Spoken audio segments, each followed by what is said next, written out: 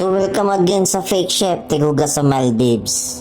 Naanata sa episode 7. So Valentine's ni na. Kani akong gibuhat kay sa a la carte siya. So na ay couple nga ni avail sa Valentine's Day package na mo. Supposedly ang senior CDP man ang mubuhat ani. Pero nakitaan man daw ko niya og potensyal nga makabuhat ko og ginani. So ako yang gipabuhat. So nalipay pud ko kay na siya salig sa kuha. Grabe pamuso aning buhata kay kung masayop ka ani, mabalik din sa sugod. So there is no room for mistakes ani. Basta pastry. So ayaw-ayaw dyan ako og buhat nga di dyan masayop.